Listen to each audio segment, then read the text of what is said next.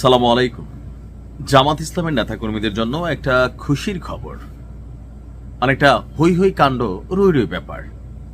গতকালকে বাংলাদেশে নির্বাচনী প্রচারণার আনুষ্ঠানিক কার্যক্রম শুরু হয়েছে।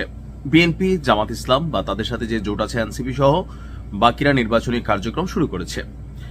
তো এই কার্যক্রম শুরুকে কেন্দ্র করে পৃথিবীব্যাপী বিখ্যাত একটা সংবাদ মাধ্যম আল জাজিরা, যেই আল জাজিরা শেখ হাসিনাকে নিয়ে একটা রিপোর্ট করছিল, আর এতে শেখ হাসিনা বা আওয়ামী লীগের অনেকটা কি বলা হচ্ছে পতনের একটা বড় ভূমিকা এই আল জাজিরা রেখেছে। সেই আল জাজিরাই গতকালকে একটা প্রতিবেদন দিয়েছে যে জামাত ইসলাম কি সরকারে আসছে। আল জাজিরার প্রতিবেদনটা বিভিন্ন ধরনের জরিপকে কোড আনকোড করে তারা মতামত দিয়েছে। এখানে জামাতের যারা বিভিন্ন নেতা আছেন, সাধারণ মানুষ আছেন, অনেকের সাথেই কথা বলেছেন আল জাজিরা। গতকালকে আপনাদের খেয়াল থাকার কথা, যুক্তরাষ্ট্র হঠাৎ করে জামাতের দিকে বন্ধুত্বের হাত বাড়ানো এবং কি তারা মনে করছে এই মুহূর্তে বাংলাদেশে ইসলামপন্থীদের একটা উত্থান হচ্ছে, তবে শরিয়া আইন চালু করলে বাংলাদেশের উপর 100% শুল্ক সহ আর বিভিন্ন প্রতিবন্ধকতার তৈরি করবে পশ্চিমা রাষ্ট্রগুলো। তো এমন অবস্থায় জামাতও হঠাৎ করে ঘোষণা দিল যে তারা শরিয়া আইন চালু করবে না, আর এ নিয়ে আলোচনা আছে, সমালোচনা আছে।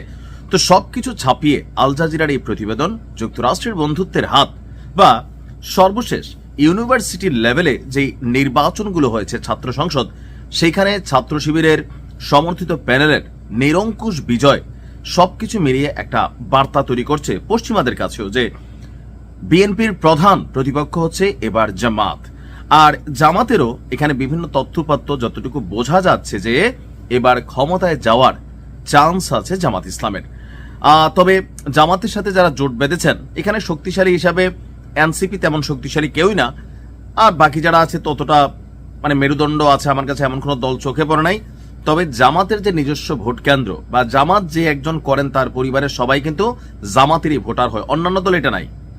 তো সবকিছু মিলিয়ে আমরা যদি দেখি, গেল কয়েক মাস আগে যুক্তরাষ্ট্র ভিত্তিক ইন্টারন্যাশনাল রিপাবলিক ইনস্টিটিউট তারা গত ডিসেম্বর মাসে একটা জরিপ করেছিল। বিএনপির জনসমর্থন তখন ছিল 33%, আর জামাতের ছিল 29%। এরপর আপনার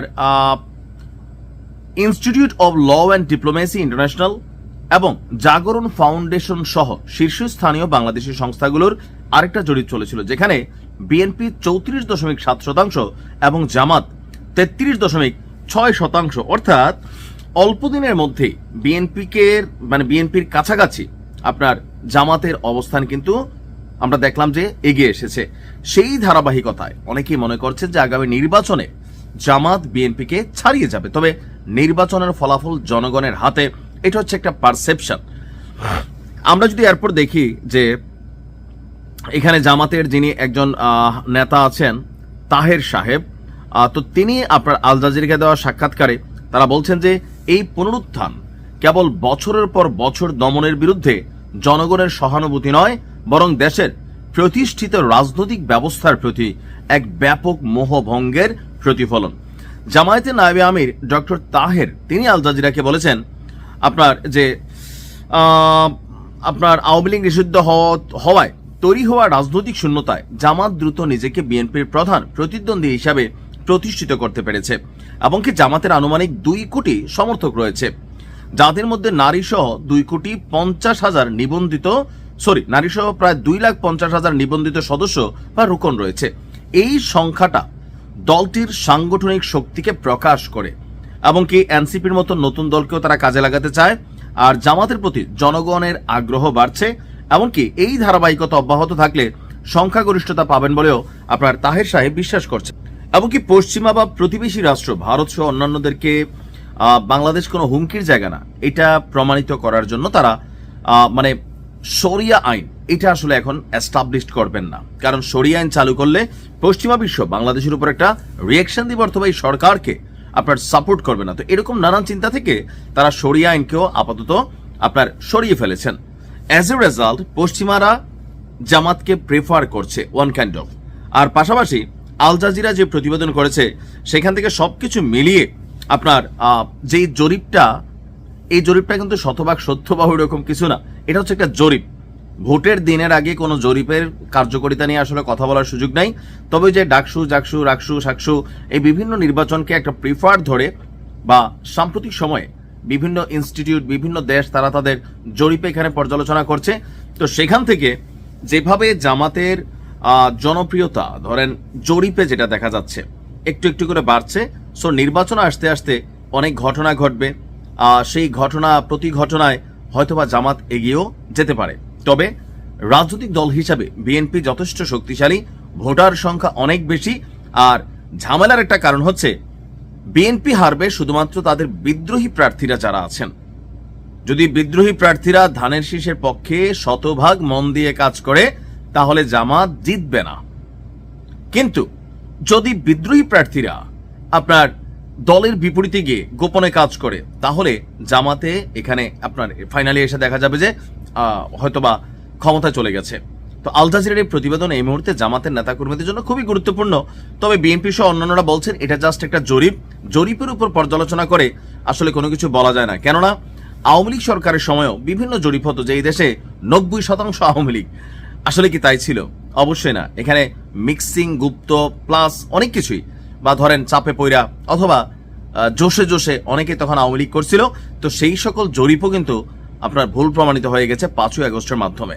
সো একটা জরিপকে খুব সিরিয়াস নেওয়ার কিছু নাই, তারপরে আবার কিছুটা হয়তো সিরিয়াস নেওয়ারও বিষয় থেকে যেতে পারে। আর অল্প কয়েকদিন আছে নির্বাচনের। যারা বিভিন্ন দলের নেতাকর্মীরা আছেন তাদের উদ্দেশ্যে আমার পার্সোনাল বক্তব্য হচ্ছে যে অপ্রয়োজনীয় কথা দিলাম তো টাইপের কোন রকম প্রতিশ্রুতি দিয়েন না। কারণ আপনি যখন ক্ষমতায় যাবেন আপনার উপর এই প্রতিশ্রুতিগুলো চাপ তৈরি করবে। এমনকি সোশ্যাল মিডিয়ার যুগ, সমালোচক প্রত্যেক দলেরই আছে, বিএনপির আছে, জামাতের আছে, বা অন্যান্য যে দলগুলো আছে এনসিপির আছে। সো আপনারা যখন রাজপথে কথা বলেন, মাঠে ঘাটে কথা বলেন, সেই ক্ষেত্রে কথা বলার মধ্যে প্রতিশ্রুতি যে বিভিন্ন ধরনের আপনার প্রতিশ্রুতি আসছে, যেমন জামাত বলতেছে তারা ঘুষ খাবে না, দুর্নীতি করতে দেবে না, চুরি করতে দেবে না, সরকারি ট্যাক্সের বাইরে যে চাঁদাবাজির ট্যাক্স আছে ওইগুলো করতে দিবে না। এমনকি অনেক ভুরি ভুরি আপনার ওয়াদা দিচ্ছেন তাদের মন্ত্রীরা, এমপিরা, রাষ্ট্রীয় কোনো সুযোগ সুবিধা নেবে না।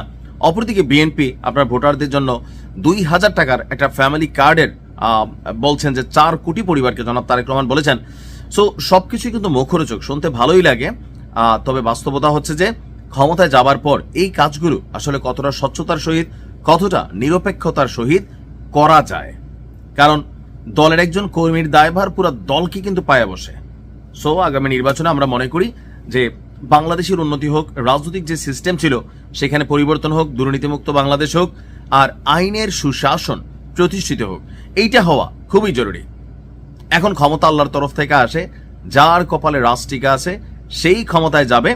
সো এ নিয়ে অযথা মারামারি, কাটাকাটি, ঝগড়া, বিবাদ ফেসবুকে আমার মনে হয় যেগুলোর প্রয়োজন নাই। Best of luck both of দল। ভালো থাকুন। আসসালামু আলাইকুম।